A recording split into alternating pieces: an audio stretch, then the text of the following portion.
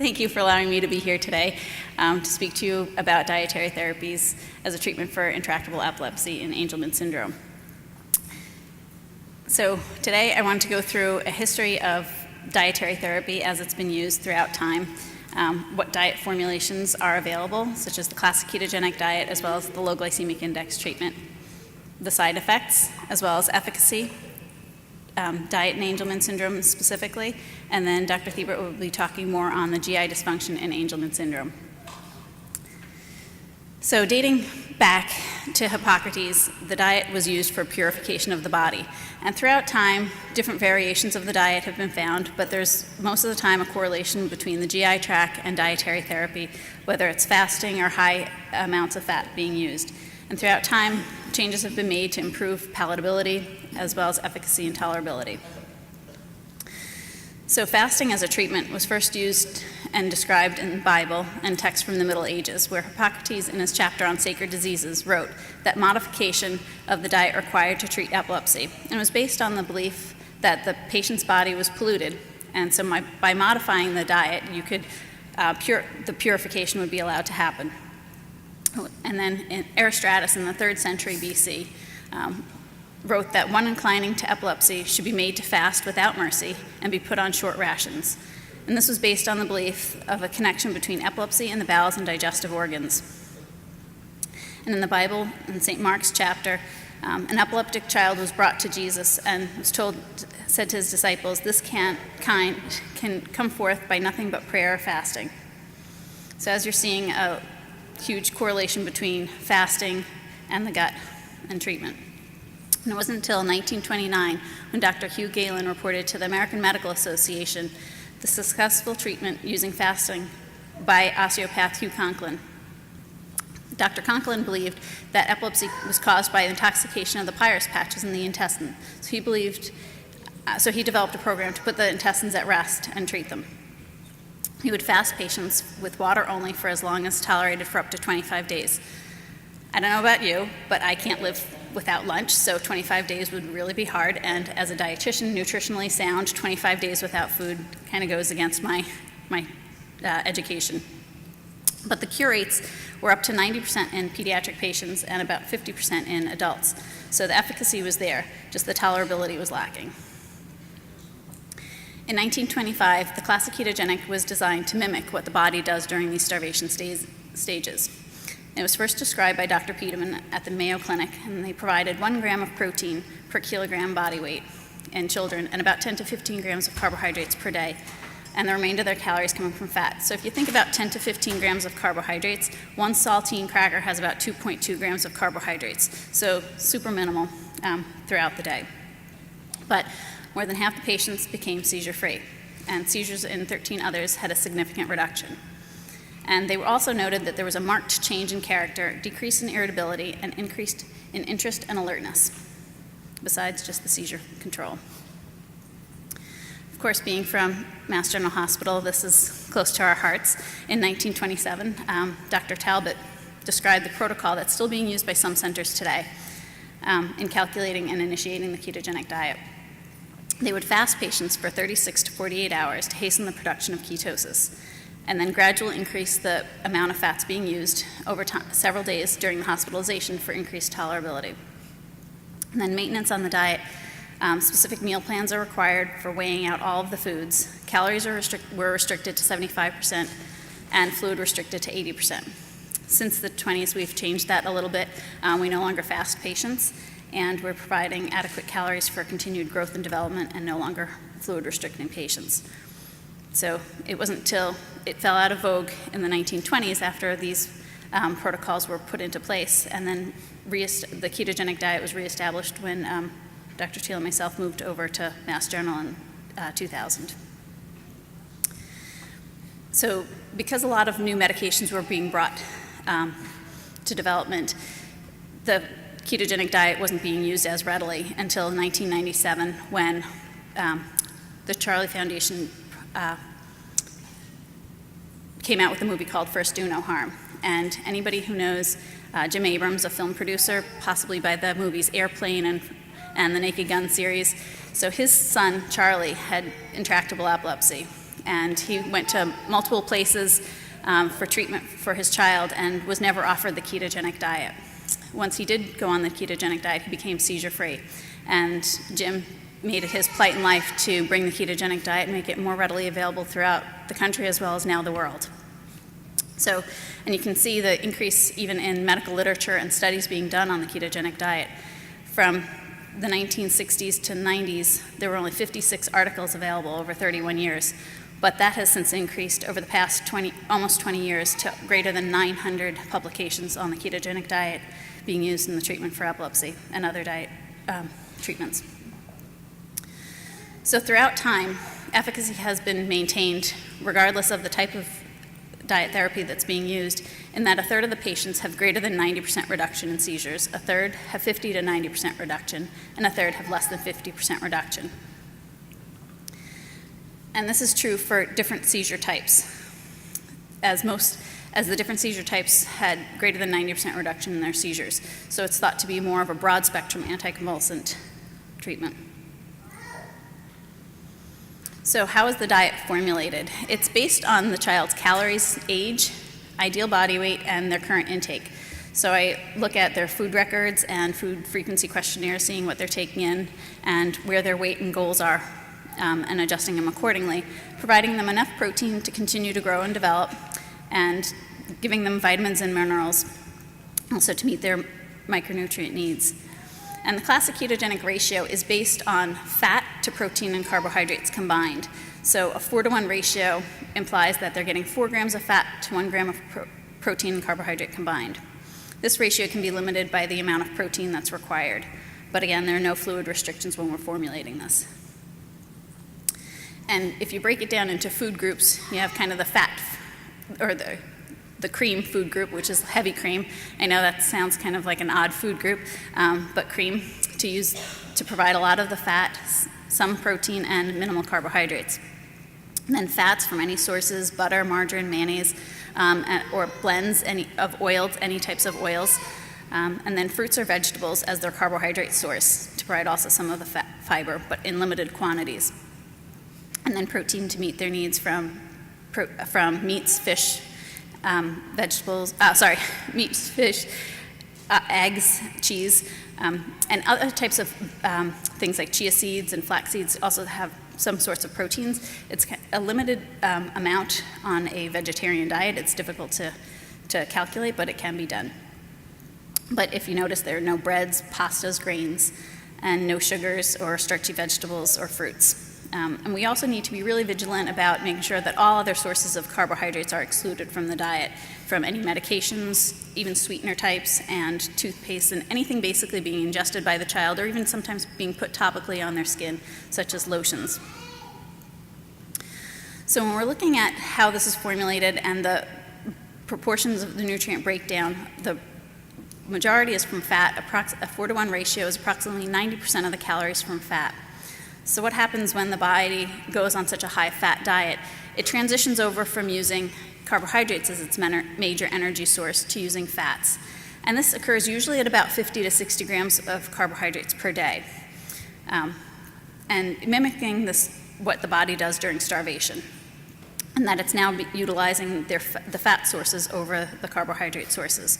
So in fasting, in about 10 days, you get more of a steady state of utilizing your fats, and in that time period your glucose levels go down but become really stable, and the beta hydroxybutyrate, which is the blood ketone levels, those rise. Sorry, wrong way. As with any treatment, there are side effects, and especially with 90% of the calories coming from fat, we do see some elevated serum lipid levels, but what we do see is that they tend to go up for the first 6 months and then trend back downwards. Unless they're a family history of hyperlipidemia, but something that we also monitor for as well, doing labs every 3 months.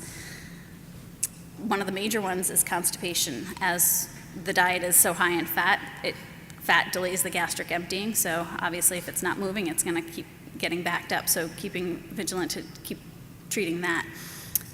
Any deficiencies in water-soluble vitamins and minerals can be easily treated just by supplementing with adequate micronutrients. Historically, the incidence of kidney stones at about 5 to 8% chance isn't as common now that we're no longer fluid restricting and actually pushing fluids, as well as treating any type of acidosis that's occurring. We have seen some growth inhibition, and sometimes that's due to just inadequate calories, but sometimes that's also just linear stunting over time because they're more acidotic. So your body has a natural acid-base balance, and by changing your metabolism, you're also changing that natural acid-base balance. So that's something that we need to treat on the classic ketogenic diet, and we'll talk about the low glycemic also. One thing that we also see is that a transient increase in their bruising, but that tends to go away. A really big part is the psychosocial differences, especially even with siblings. They look over at their sibling's plate and they notice that, hey, mine looks different than theirs. And a lot of times that'll lead to either grabbing the things that they can't have quicker than the parent can get on top of them, or in school it's really big. And even holiday times, we know how important holidays and food, and food is one way we provide love to our families. So sometimes that really becomes difficult for these kids that can't have different foods. So we've talked about glucose and how that level becomes really stable in the change in metabolism. And that was one of the things that we noted over time with all the patients that we took care of. And that their levels are usually between 55 and 65. And we had a question of whether these children could go to surgery for longer periods of time without having their glucose provided through IV dextrose. So we looked at a series that we published in 2001 and saw that we didn't really have to worry about the blood glucose levels because they were extremely stable during that time of fasting for even a number of hours up to days. The thing that we had to worry about was more of the acidosis levels. And a recent surgery patient even went 5 days without any caloric intake, and the only thing that we saw during that time was that we saw elevations, but that was when they got steroids for treatment of other concurrent issues. So this all led to the development of the low glycemic index treatment for epilepsies. So we said, how can we make a high-fat diet more palatable by maintaining the blood glucose levels? So we thought, well, we know what is the glycemic index? Well, it's the measure of a tendency of food to elevate blood glucose. So if we limit the foods that elevate blood glucose, can we control this? Dr. Jenkins published in 1981 that it's not only the quantities of carbohydrates that we take in, but also the types of carbohydrates that we can consume that affects blood glucose levels. And low glycemic index diets have been used for treatment of other illnesses such as diabetes, obesity, heart disease, and polycystic ovary syndrome. So there's a history of its use. But how is it measured? And this is something that's very time consuming, as a test food has a standard amount of 50 grams of carbohydrate consumed by a volunteer. And then that volunteer has its blood glucose level measured 2 hours after they eat, and then every 15 minutes for the first hour and every 30 minutes for the second hour. And then this blood glucose levels are plotted on what's called an area under the curve relative to the postprandial glucose baseline. And this area under the curve is then compared to glucose. And the curve that you see is what the glycemic index is at the top. And so this is repeated 2 to 3 times for 8 to 10 volunteers. So obviously this is labor intensive, time consuming, and not available for every food that's out there. So we also have to think about how else we're going to figure out what the glycemic index is of food to help utilize this in the treatment. So looking at glycemic index ranges of foods, which ones can be included and which ones need to be avoided.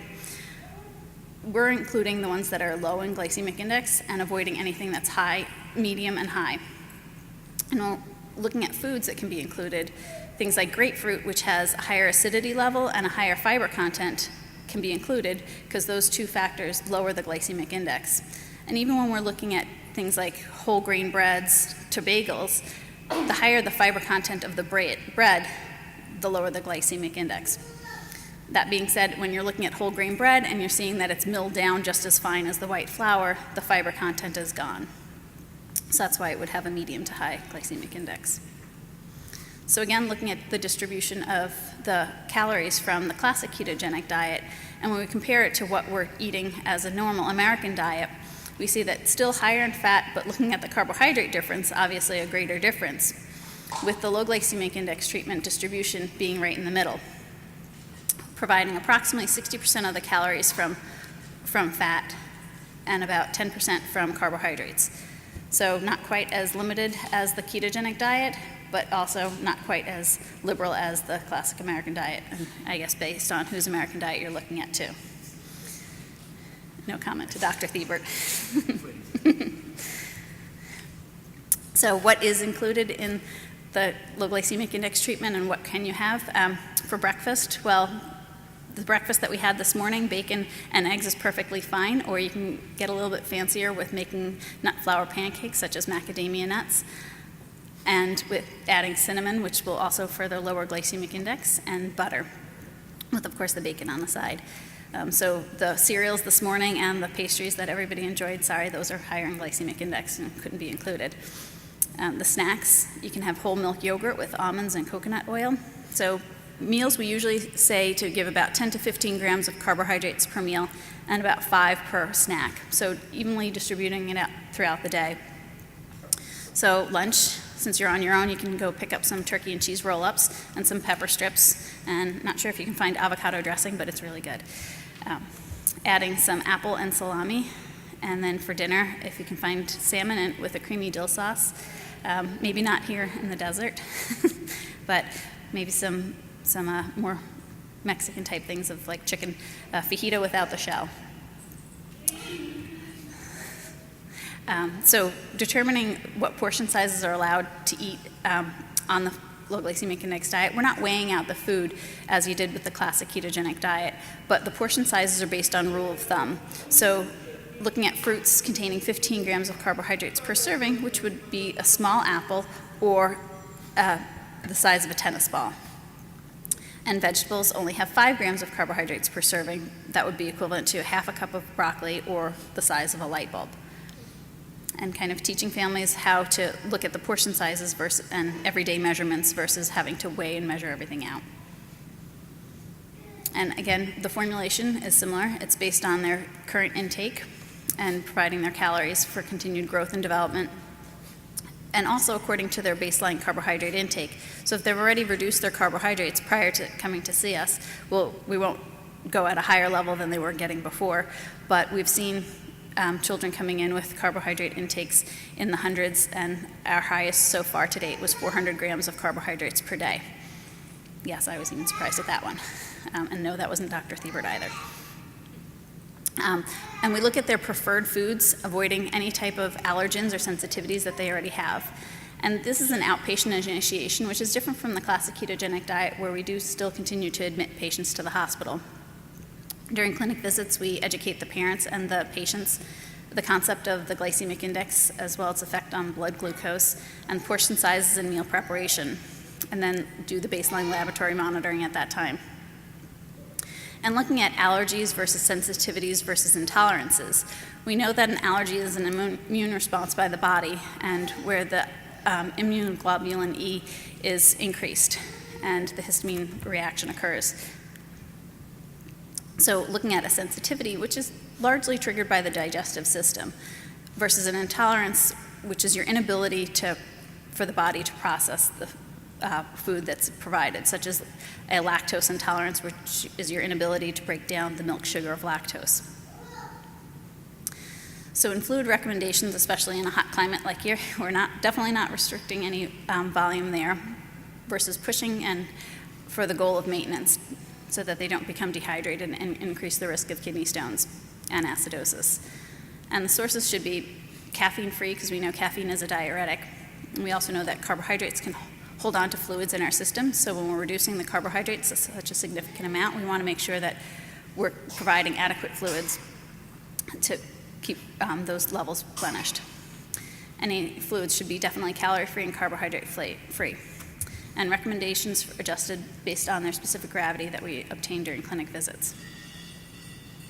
And supplements, there are some that are required, a multivitamin and a calcium supplement. As we're restricting the as we're restricting the carbohydrates so much, we need to make sure that they're meeting all their essential micronutrients from vitamins and minerals. And any additional supplements such as probiotics or carnitine can be added. Carnitine, we check their levels on a regular basis, and carnitine is a protein that actually helps to move the fat into the mitochondria to be utilized for energy. So as we're upping the fat content, we're utilizing more carnitine in our body. So as we need to replenish that based on the levels, we add that as well. As citric A, if they're at risk for acidosis, and of course the Miralax or natural calm as needed for the constipation. And looking at safe supplementation, this could be a whole nother topic, a whole nother talk, but we need to make sure that, because supplements aren't regulated at all, so we need to make sure that the supplements that we're adding into the diet are from reputable sources, because even if a bottle says it has a certain milligram dosage, doesn't always mean that that's actually in that product. So using products that have a USP seal, it's the United States Pharmacopoeia Society, these companies actually have choose to regulate themselves, so what they say is in that product is actually in that product. Making sure that we're checking that any of new supplements don't interact with any of the medications or that contain carbohydrates. Avoiding any type of supplements that can actually lower seizure thresholds, such as evening primrose, ginseng, and monkshood as some of them. There are a whole litany of other ones that can increase it. And also avoiding essential oils. And I know essential oils is another big craze that we're hearing a lot about these days. So things like rosemary, fennel, sage, eucalyptus, hyssop, camphor, and spike lavender can actually increase seizures, so should be avoided in this population. And also informing your team of any supplements that you are taking, just so that we know if and can look up if anything has been added in and if anything has an interaction. So how are the two diets similar and how are they alike as treatments? We know that they're both alike as that they limit the carbohydrate intake, both lower blood glucose levels and stabilize the glucose, and we know that they're both effective in the treatment of intractable epilepsy. And they both require the treatment team, including a dietitian. And how do they differ? Well, patients on low glycemic are not necessarily in ketosis, and that doesn't affect the overall efficacy of the treatment. Low glycemic index has a greater carbohydrate intake, making it a little bit more palatable, and it doesn't require hospitalization, weighing out foods, or structured meal plans, so a little bit more liberal in terms of eating out and family compliance. So what are key points that we feel that make the diet a success? Making sure that the meals are always balanced with a protein source, fat source, and a carbohydrate source, so that the carbohydrate is not by itself, and that helps to further lower the glycemic index of it. Limiting the carbohydrate intake to 40 to 60 grams per day, and this goal was set because your body transitions over to using the fats as its energy source at about 50 grams per day. And then those levels of carbohydrates are titrated up or down depending on seizure control. Use carbohydrate foods that are of low glycemic index of less than 50, and increasing the amounts of protein and fats to make sure that you're getting adequate calories throughout the day, since we're limiting the carbohydrates so significantly. Transitioning from any type of milk that you're on to cream to decrease the amount of carbohydrates consumed, or you can use almond milk or coconut milk. But 8 ounces of milk has 12 grams of carbohydrates, so that would eat up most of your carbohydrate allotment for the day if you're having 8 ounces at each meal. So we first published data on using the low glycemic index treatment back in 2005, having started using it in 2002. And at that time, half the patients that we looked at during this study had a greater than 90%, 50% of them had greater than 90% reduction in their seizure frequency. And although this was a limited amount of patients, we only looked at 20 patients, the data was promising to us, so we continued working on it. And a couple years later, in 2009, we again looked at a larger cohort of 76 children to look at both efficacy, safety, and tolerability to see if it was better than that of the classic ketogenic diet. And what we found is that greater than 50% of the patients had a greater than 50% reduction in their seizures. So the efficacy was still there, even with a larger sum. And surprisingly, as we know from the classic ketogenic diet, that the dropout rate is very high just because of the strict nature of the ketogenic diet. And we found that the discontinuation rate was also pretty high with the low glycemic index patients. So we further looked at why this dropout rate was, and We saw that some had transitioned over to the ketogenic diet to provide increased seizure control, but others had discontinued because it was still they felt it was too restrictive, some because they felt it was ineffective, one into current illness, but the best reason for dropping out is because they were seizure-free. So I'll take that one. When looking at their blood levels, then what we saw is that their blood urea nitrogen, or what we look at also to make sure that their kidneys are functioning properly, especially as we're increasing the protein amount that they're getting, we saw that those levels increased slightly, but most of the time it was correlated with not getting adequate fluids to help flush through the kidneys. And then more of interest, what we published in 2012, the low glycemic index treatment in Angelman syndrome. And in that, we looked at 11 children that were enrolled, ages 13 months to 10 years. 7 children had completed the 4-month trial, and 1 was excluded later due to finding that they had Rett syndrome. But none had any adverse effect from dietary therapy or testing. And 6 of those children that completed the trial, 4 had greater than 90% reduction in their seizures, 1 had 50 to 90% reduction, and 1 had less than 50% reduction, so better than the standards that we've seen prior over time. And all had an EEG improvement, with 4 out of the 5 children exhibiting epileptiform activity showing resolution. 5 remained on dietary therapy past this 4-month period, and all 5 eventually achieved greater than 90% reduction in their seizures. And there were no adverse effects of the diet, and even at the 3-year mark. Although this was a small sample size, the results of 60% of the children achieving greater than 90% seizure reduction in 4 months, with 100% eventually obtaining greater than 90% reduction, was very encouraging. So we continued looking at this use of treatment, and especially, like we said, comparing it to the typical rate of 33% receiving greater than 90% reduction. We saw that all children had improved EEGs, and 80% of those with discharges of the initial EEG showing resolution and discharges on repeat EEG. And 2 children who had received G-tubes, 1 of which went on to the ketogenic diet, also did quite well, furthering supporting the effects of diet on seizures in Angelman syndrome. And one of the things with the classic ketogenic diet is that they have standard formulas that are readily available to families. Low glycemic index formulas aren't readily available on the market, so it would either be the child would have to go onto the classic ketogenic diet, or a family could provide a blenderized homemade diet for the low glycemic index treatment through the G-tube. So more recently, earlier this year, we published a case series on the use of a low glycemic index treatment in Angelman syndrome. And this, we looked at a larger cohort of 23 children were reviewed from ages 2 to 31 years of age, so a broader age range with the average of 8 years of age, with 15 male and 8 female. There was a large percentage were deletion positive, as those also have increased seizures, and 8% had UBE3A mutation, and 4% had uniparallel disomy. Patients had an average of 2 seizure types with a max of 4, and the majority having atonic seizures, with focal seizures, myoclonic seizures, atypical absence, and 1 person having tonic seizures. And we saw that the beta-hydroxybutyrate levels, or the serum ketone levels, increased slightly, but no significant change, and there was no correlation between increase in ketones and seizure control. So again, looking at the follow-up and at different time points, and those continuing on the diet after 1 year, a larger percentage. There was a small percentage that you see there that hadn't reached the time point of 1 year at the time of reporting of the results.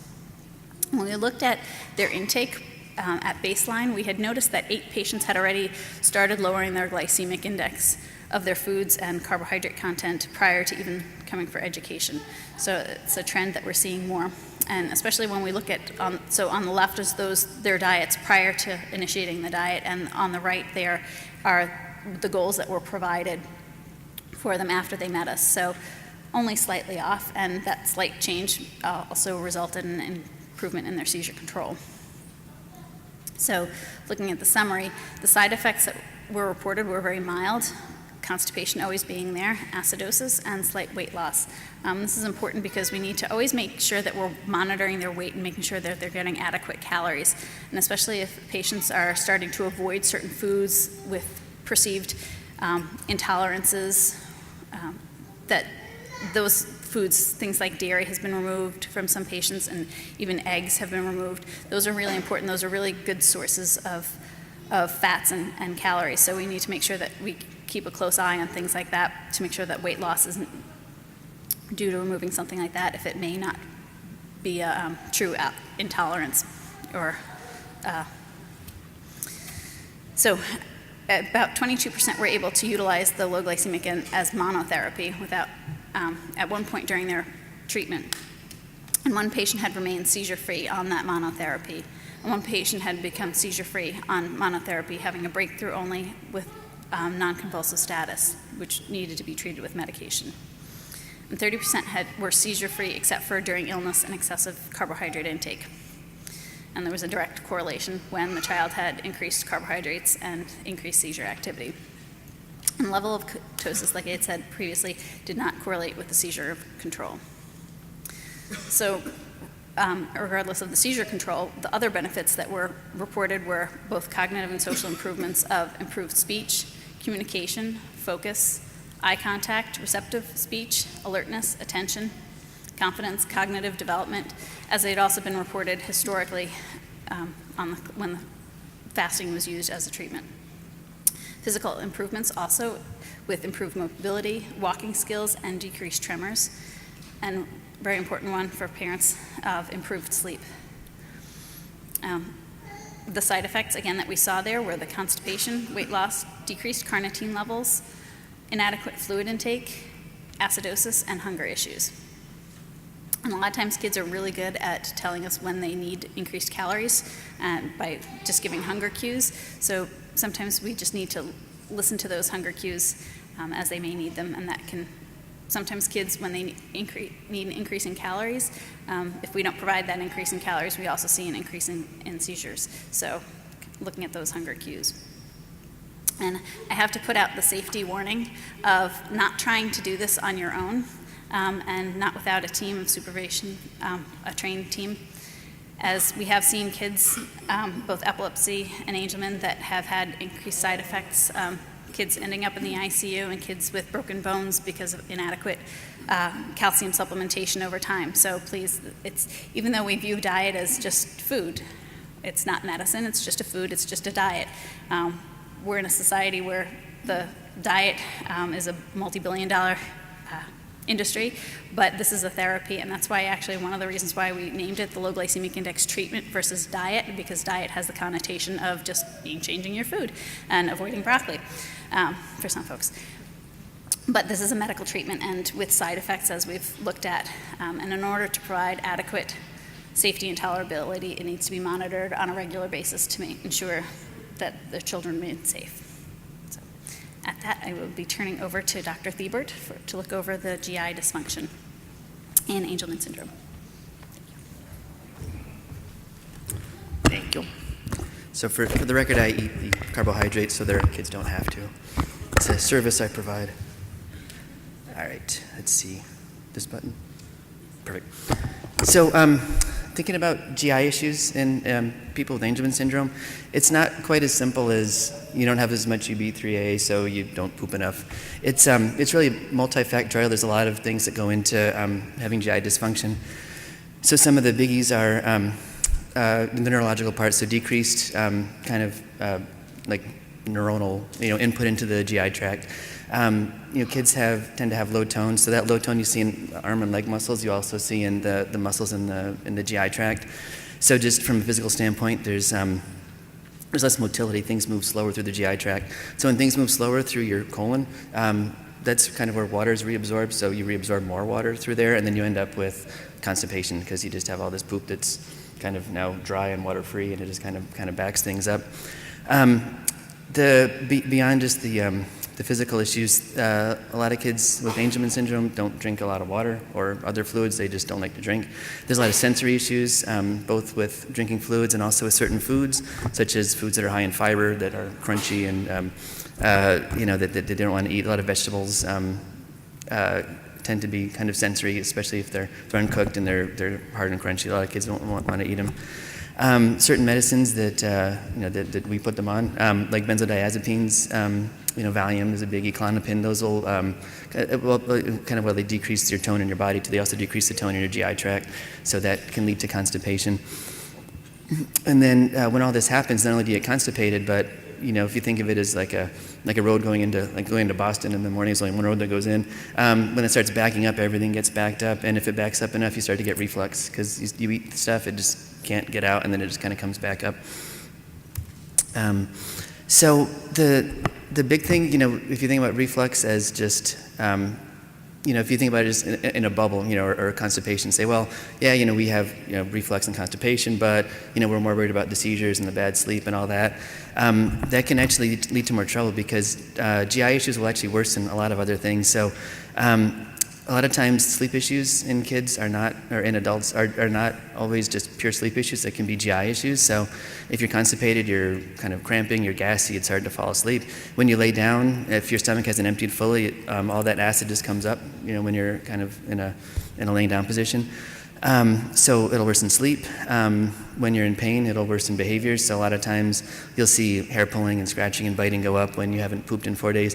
We've even had a few kids where we've had people chart it, and they'll chart when the poop is, and then a few days will go by without one, and then you see the behaviors ramp up, you get a big poop, then the behavior is good for a couple of days, and it ramps up and ramps up. So it really does correlate a lot with behavior. If it's severe enough, it can lead to more significant medical issues like aspiration pneumonia. If you reflux enough and you really don't have the tone in your throat to kind of keep your airway protected, you can then inhale what you kind of reflux, and that gets into your lungs and it causes problems. And just the having that kind of stress in the body, that kind of overall metabolic stress from the GI tract will actually worsen seizures. So the GI issues themselves can worsen seizures, and then the poor sleep that they can cause will then even further worsen seizures.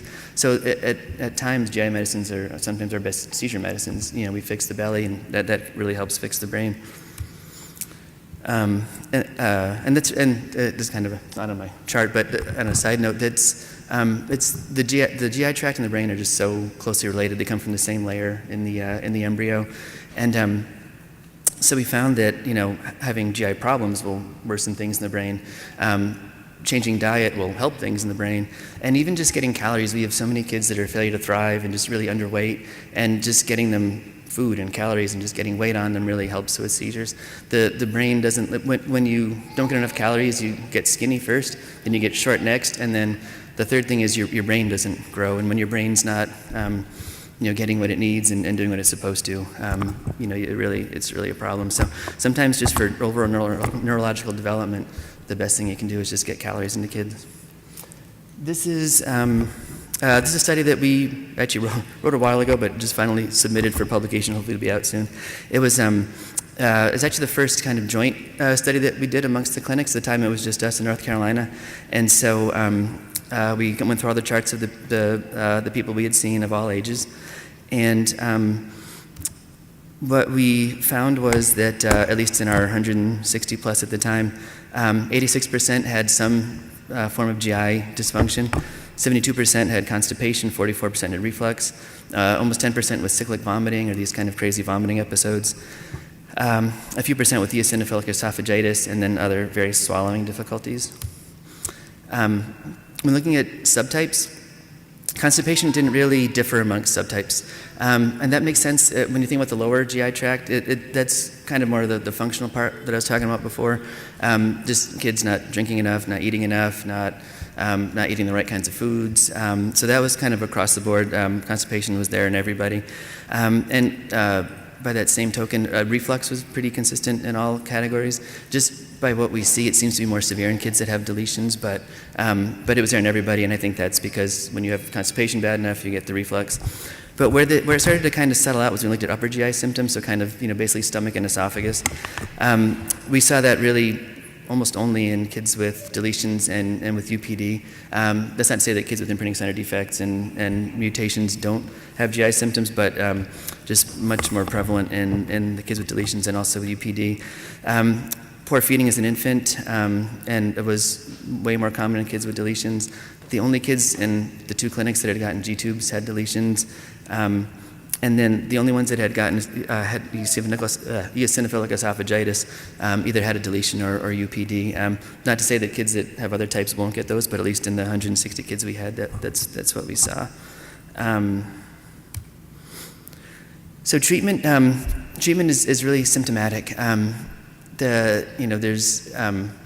It's not like some things in the brain where we know what chemicals are kind of doing their thing and we can kind of focus on GABA or on like sodium channels.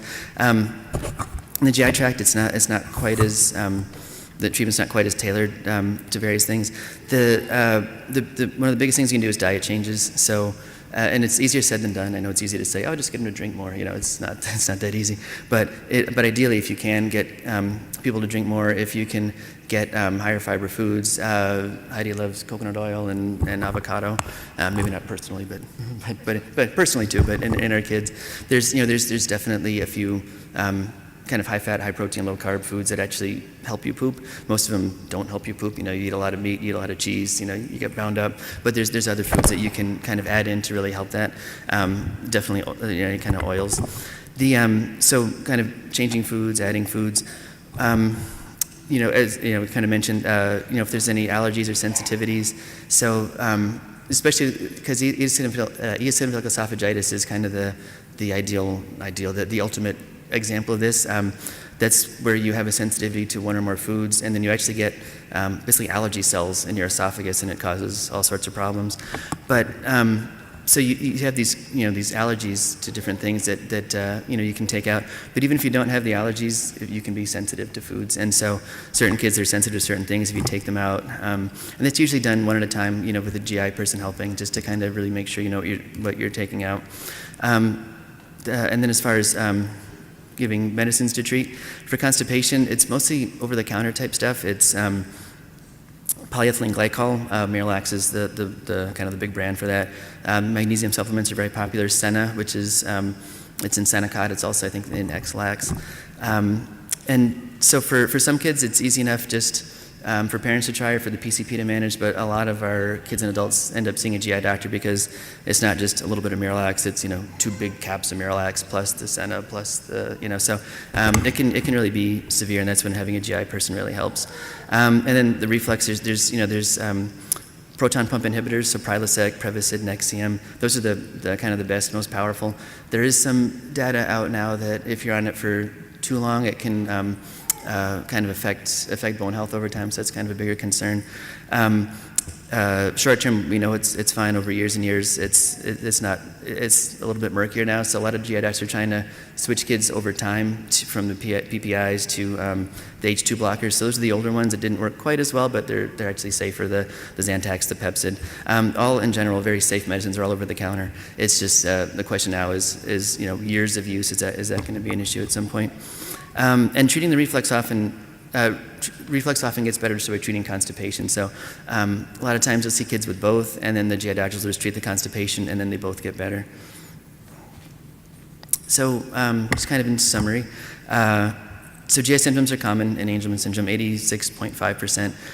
If anyone's at the clinic talks yesterday, I mentioned that when we started, we didn't have a GI person. It was neurology, psychiatry, and it became pretty clear quickly that we needed one. And because like I said, if your belly is off, it's going to be much harder to treat the brain. So most common constipation, 72%, reflux, 44%. What we think of more like lower GI symptoms, the colon, that was present in all subtypes, and it's usually more of a functional thing, unless you have some sort of specific colonic dysfunction, which we don't usually see too much in Angelman syndrome. And then the upper GI, stomach, esophagus, kind of this neighborhood, much more common in kids with deletions and with UPD compared to the kids with mutations and imprinting center defects. The kids that ended up with failure to thrive and needing G-tubes, they all had deletions. So when you get into the upper GI, that's when that kind of genotype differences, when they kind of pop up. Treatment is symptomatic, so fluids, diet changes, and then if needed, medicine. And I think that was it for my part. And an interesting note, Heidi was talking about the initial study we did. 5 of the 6 kids stayed on the diet. They're actually all still on it, all 5 kids. So we started enrolling in 2008, so the first few kids have been on it for 9 years now, and they're doing great. So, and I think we have one more slide for Heidi. Oh, you just did that. So the ASF has been really wonderful with us in providing the funds for the research. So in giving back to that, I'm actually running on the ASF team and proud to be doing it. So that's just my little shameless plug. And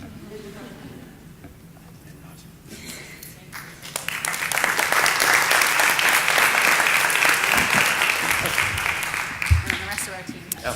Thank you, Ron and Heidi, for those excellent presentations. We do have time for questions and answers for both Heidi and Ron. We just ask you to come up to the microphone to ask your questions. I'm sure you have a lot of questions. So, and everyone has to remember, I'm not a gastroenterologist. one question piece first, and then if you need to ask another question, just kind of go back to the end of the line. No, you're fine. Stay up there. Stay up there, Chris. You have your own line. Okay. My daughter is deletion positive. She's just turned 19. And we've been coming to conferences since she was little. And I hadn't heard much about the whole GI issues until more recently. But wow, we've got some serious issues. And what I'm wondering about is, since the onset of her period, it just seems to be really, the pooping thing is just out of control. She's really constipated, and then we have just terrible, this is a really disgusting conversation, but... Yeah, it's okay, poop happens. And she thinks poop is a really funny word. We say poop, and she laughs really hard. But I'm wondering if there's something that is related hormonally with her in the period and the constipation and... Yeah, no, it's a good question. So, I don't think I have this in any talks, a little bit in the seizure talk, but puberty, when puberty hits, there's certain things that do get better. Often seizures get better, often sleep gets better, but there are things that get worse. And and it's a lot harder for girls. I have 2 teenage daughters now. When periods start, they're very irregular, and you have estrogen and progesterone. The estrogen is kind of an evil hormone. It's pro-epileptic. It worsens seizures. It worsens behavioral issues. Progesterone is the hormone that kind of balances it, so it doesn't do all that kind of stuff. But when you're in your teen years, early 20s, they're still often out of whack. And so when you get into those areas where too much estrogen, not enough progesterone, you see behavior issues, you see worsened seizures. As far as affecting the GI tract directly, it's hard to know. But you wonder if when those happen, if she, I'm sure it increases anxiety, even if it's not super obvious. It has to.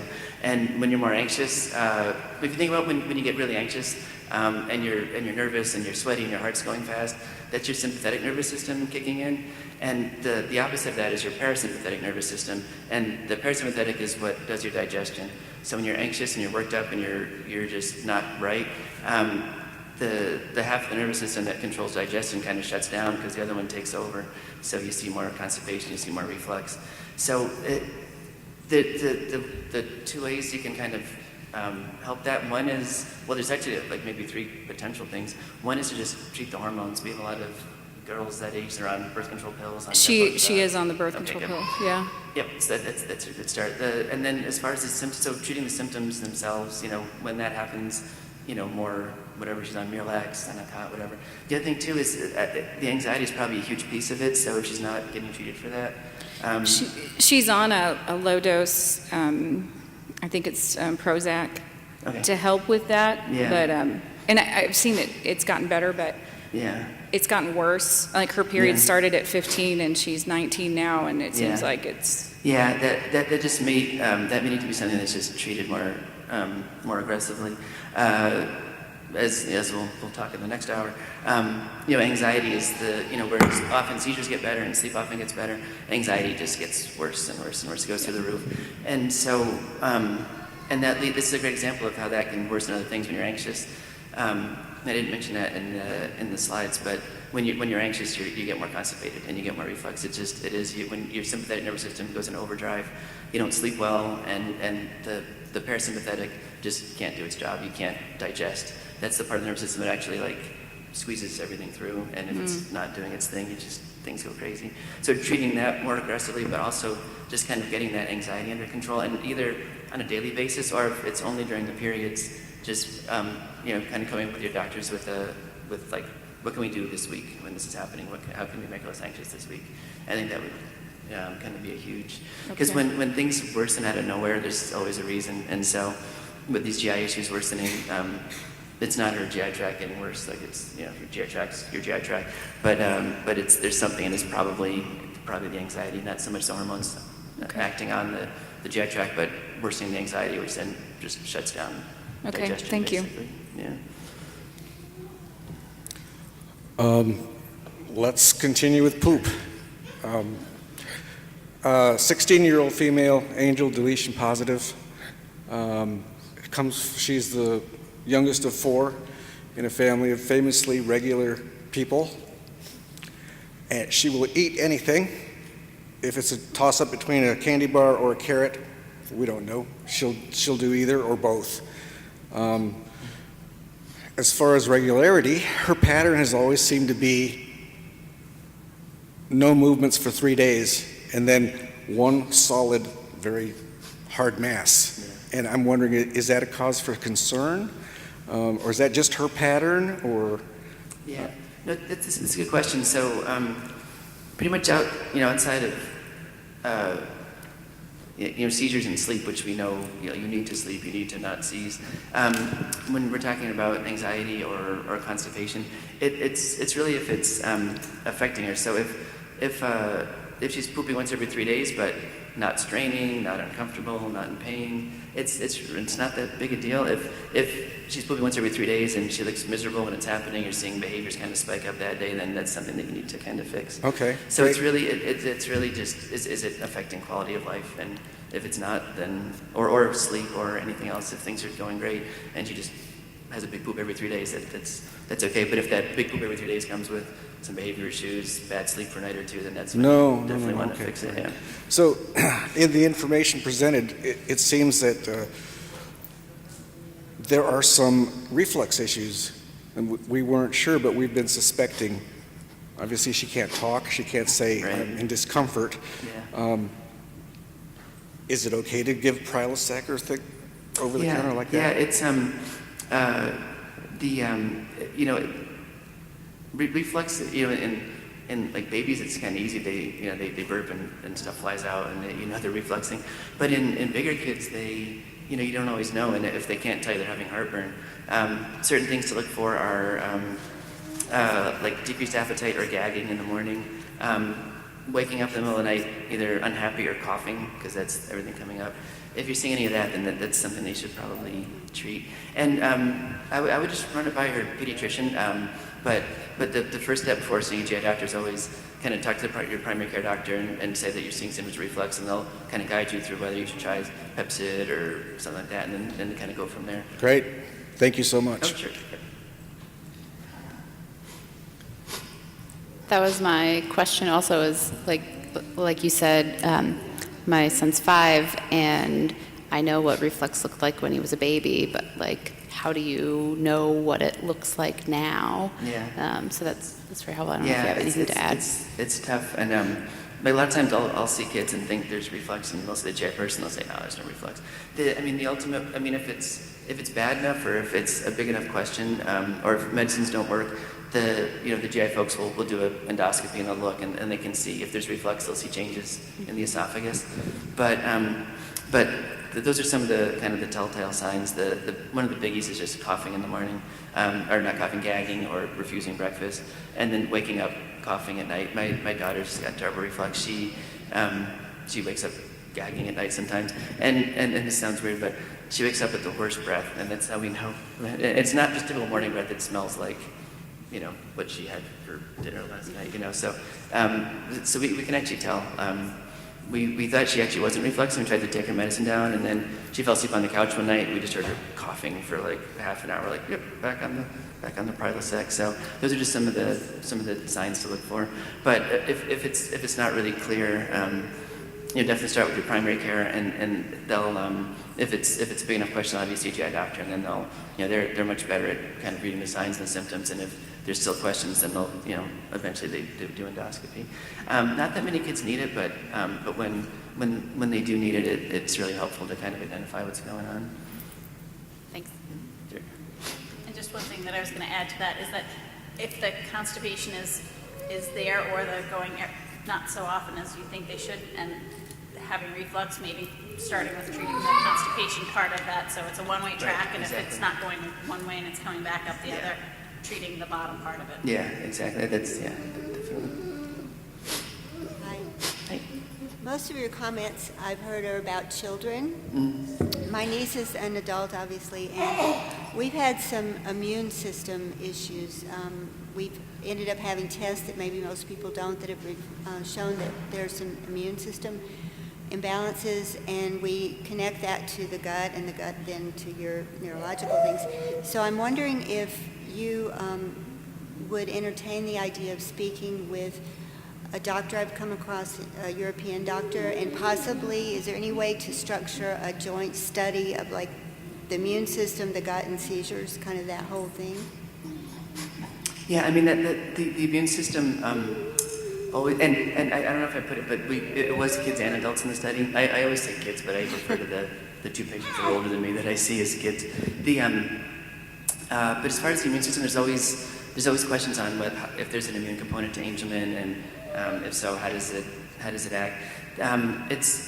We'd always be curious to look more into it.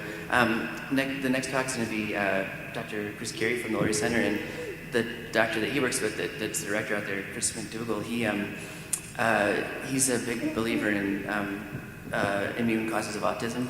And it's that whole area is really not well understood, but there's clues everywhere that the immune system's involved, and it's not well understood. As far as having like immune deficiencies or other things, we haven't seen a lot of that in Angelman, but there have been kids who we do see. We haven't looked at, but there tends to be more allergies in kids with Angelman. There tends to be more kids end up with tonsillectomies, adenoidectomies, and then other kids that we see.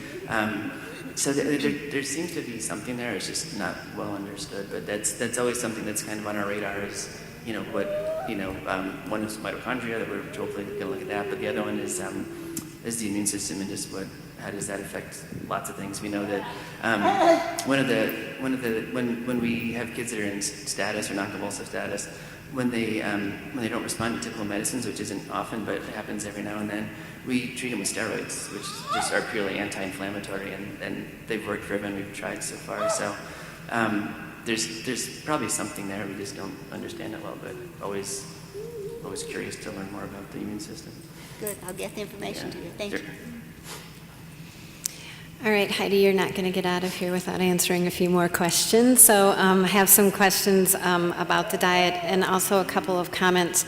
For those of parents here who have kids that are carbohydrate fiends and think, oh my God, I can't do this to my kid, we consulted with Ron and Heidi about the diet for our daughter. She was a teenager, and she was I'll eat a whole package of mac and cheese and 2 sandwiches, and I live on carbohydrates.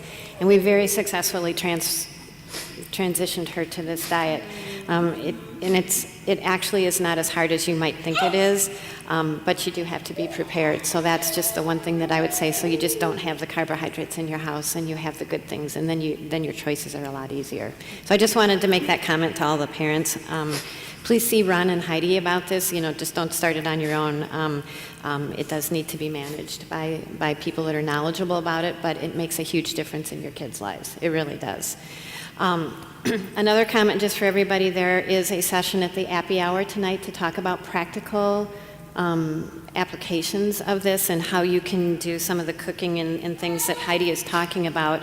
Again, it's not that hard, but you just have to kind of understand this part of it, make sure you're doing the testing, et cetera, but it's really good for your kids. It's really, really good. So that's just my comments to the families. Heidi, on one of the slides, you were talking about avoiding some of the essential oils, rosemary, fennel, sage, eucalyptus, and some of the things that we've seen naturally, like with spices and cooking. Do we have to avoid those type of spices, or is it just the essential oils that you avoid? It's the essential oils, but like using sage would be fine. There are some things, obviously, also large quantities shouldn't be used. There was actually a case where basil in large quantities can increase seizures, and I only found that because we had that one kid that, and anytime we see, like Dr. Thibert had said, a spike out of nowhere, we kind of look and become investigators of, okay, what changed, it was summertime, and they had a huge basil patch in the backyard, and they had pesto on a daily basis, and which is great, works with the diet perfectly, but the basil actually exacerbated the seizures. We took it out, and seizures went back. So everything, everything in moderation. Supplements in the natural food source are usually fine to have. Once we start putting them into supplements, that's when those higher levels come about, and sometimes are not as safe as just finding them in the natural food state. Yeah, and just all the more reason to make sure you have a dietitian. There was not an Angelman, but one family that was a daily tuna for. Oh, yes. Okay. So, yeah. Right. Tuna's fine with the diet, but on a daily basis, we had an elevated mercury level. So, again, fine to use, but in moderation. So, and just knowing those things, looking at, and because that was the same thing, that an increase in seizures. So, okay, what's changed? And kids, tend to go on food jags, and her food jag of eating every day happened to be tuna, and the other one was pesto. So. Okay, thank you.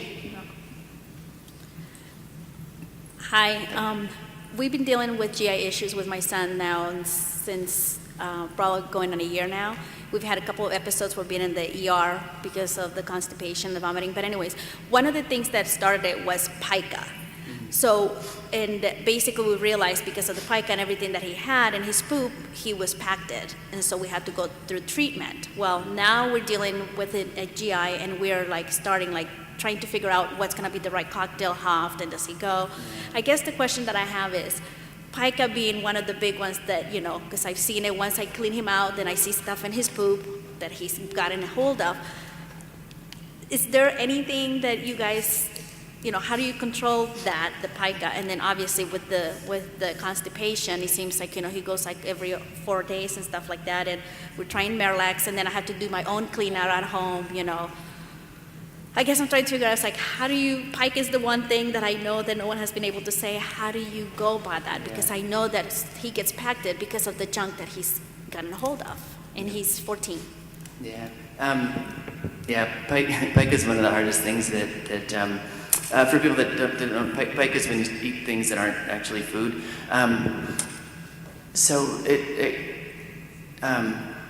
With pica, it's one of the things where it's technically a GI issue, but you really need a psychiatry consult as well. There's definitely an anxiety, OCD kind of component to it. So the kids that we have with pica, they see GI, but they also see psychiatry. So if you have a pica issue, make sure you see both specialties. That's one of the big overlap kind of GI things where you really need both, because helping the constipation, doing the cleanouts like that. One reason kids will have pica and eat things that aren't food or chew on things all the time is they're having reflux.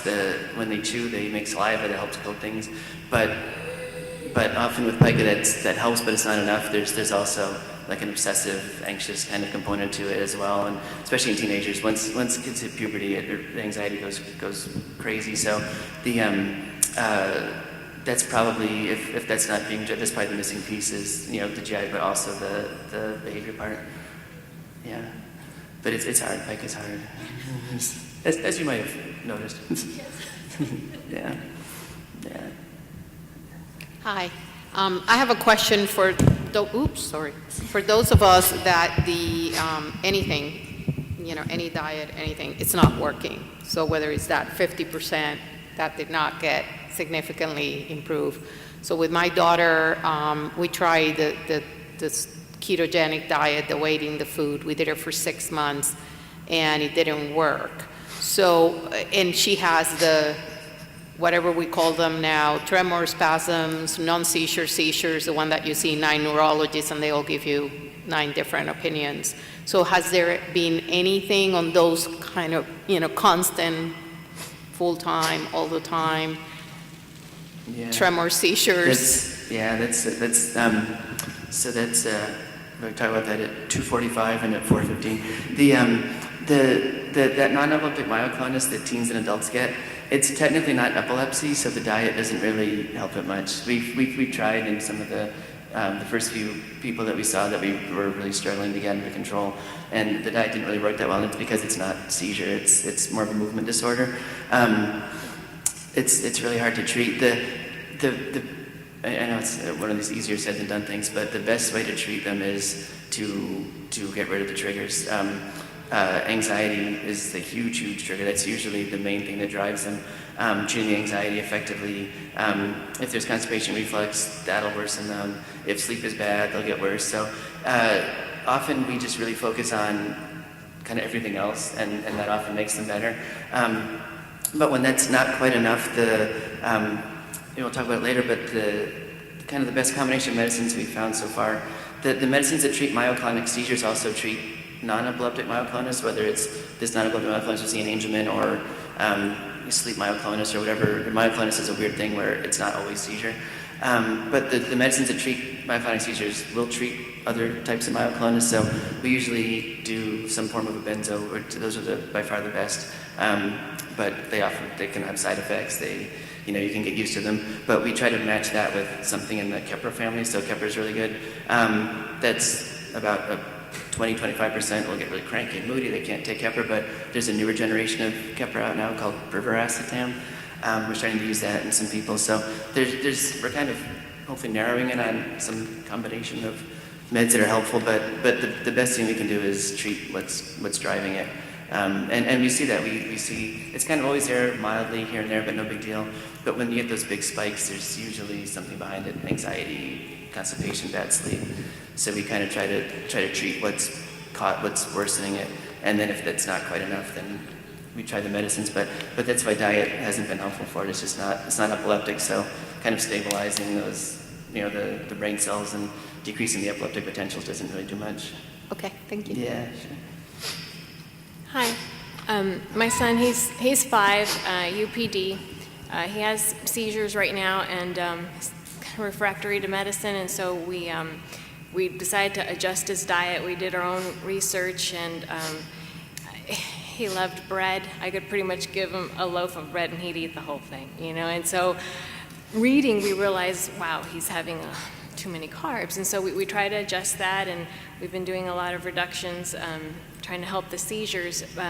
One of the things, and I saw it in your slide about the low glycemic index and the sugars and with the fruits and like that, and I'm wondering how quickly can it affect a seizure activity. Say he had a bowl of fruit in the morning, and then later he had some more fruit during lunch, and then he had a couple seizures that night. I mean, does it happen that quickly? Can it get into the body that fast to cause a seizure? So part of that is, it depends what he eats. So did he have a bowl of watermelon, or did he have a bowl of apples? So the glycemic index may affect that. Also, if he's had any other foods throughout the day. Mm-hmm. And because each kid is pretty much their own entity, they're N of 1, it depends on them.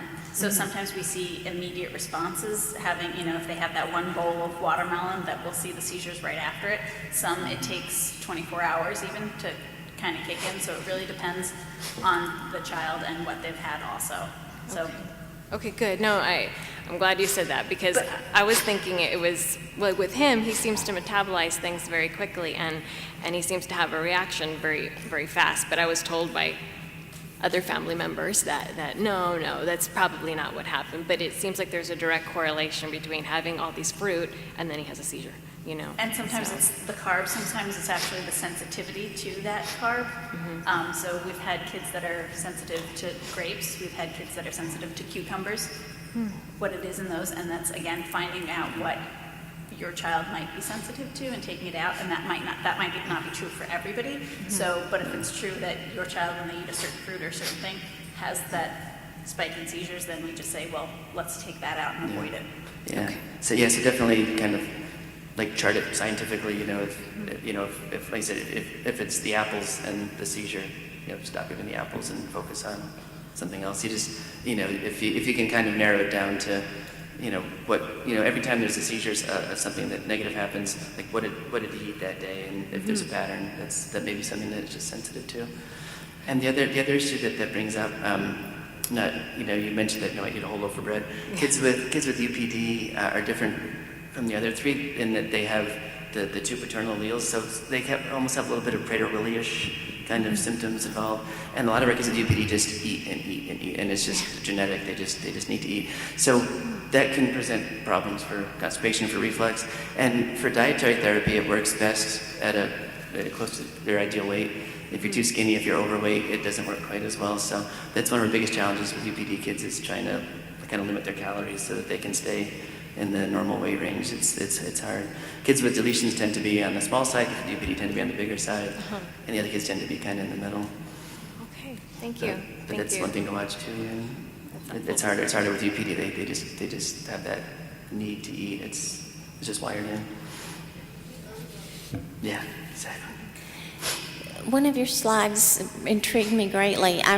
My daughter is 45. She's deletion positive, and we went with seizure control for quite a while, successfully, and then as that stopped working with the medication, so then we went for a while without any seizure medicine with a neurologist's observation and watching it, and just controlled the occasional onset with diazepam.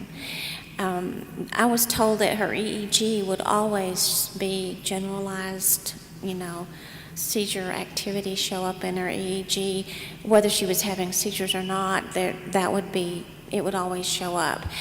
But then I saw that you actually said you saw an improvement in the EEG, and I wanted to know, does it actually stop this generalized irregularity in the EEG? When you say the improvement, you saw improvement. Is that what you meant? Yeah. Like anytime you can make seizures better, and you often see the EEG improve. So whether that's with Keppra or clobazam or the low glycemic diet, it's not 100%, but you often see spikes get better. The kind of that signature background, that notch delta, those kind of typical, what we call like the Angelman type findings, those are probably always going to be there to some extent. But the actual spikes that tell us that there's an increased risk of seizure, those will typically get better with the right treatments. Okay, thank you. And that's when we see the development get better. It's it's not so much the seizures themselves that can slow development and cause problems. It's all that background seizure activity, like in between the seizures, all that abnormal EEG activity that we think really affects things. So when you control the seizures, your EEG typically improves, and that's usually when we see developmental improvement. We have time for one last question. We started a couple minutes late, so we'll take one more question, and then we do have a coffee break, a half-hour coffee break. So one last question. My question is regarding the essential oils as well. We've been using lavender for my son for sleep. What's the difference between spike lavender and just lavender, or is there a difference? That's a very good question that I don't know the exact answer to. That was a recommendation based off of the Epilepsy Society list of oils that should not be used. So not being an expert in essential oils, I don't know that, but I can actually, I can look it up for you if you want to shoot me an email, remind me. Happy to. But that's one of those. Sometimes there is a difference, so I don't want to misquote and say, no, you shouldn't use that. Right. But sometimes it's the spike lavender is a difference, and I don't know that difference. Yeah, but the for something like that, those things all can lower the seizure threshold and they can increase seizures, but it doesn't mean they're going to do that for everybody. So for people that aren't trying them, it's best to not try something that could make things worse. If you're already taking it and it's helping and not making things worse, then there's no sense in rocking the boat, if that kind of Well, makes we've sense. been using it for about 3 months now, and then all of a sudden he's starting to have seizures again. So I know it can take a couple months for the essential oils to kick in, so I don't know if I don't know. Oh, you said they started again with the oil? Yeah, he just started having seizures again. He hasn't had them for a long time, and then we just started about 3 months ago with lavender every night, and I just saw that slide, and I was wondering if that is correlation or not. Yeah, it may be worth stopping it, and if the seizures quiet down, that's probably your answer. Okay. Yeah. Thank you. Sure. Yeah, it also could be due to the sleep that you're treating, but that's an easy kind of first step. If you've added something, seizures seem worse, whatever it is, it's always worth trying to take it away and see if that gets better. If it's a medicine, talk to your doctors. If it's a supplement or a food item, just try to take it away and see what happens. Eileen, can I just make one quick comment for Maggie? Pardon me? Could I just make a quick comment? Okay. Maggie developed the anxiety and the cortical myoclonus with puberty, which now I understand why the diet didn't work. She's a kid who doesn't have an appetite, and so she's on a blenderized diet that's actually so ridiculously healthy. It's awesome. It's like mostly bone broth. What it did do was she was losing her mobility. And they said it was from a hip rotation and just to expect it, and she had lost her stamina walking. And after a year on a blenderized diet and getting off those commercial formulas and just having whole, real foods and low carbs, she can walk 5-10 kilometers. I mean, it's amazing to have gotten her mobility back, and it's completely unrelated to the rest. But anyway, I just want to say that because that's not what we tried it for, but that's the result we got. Thank you. Thank you.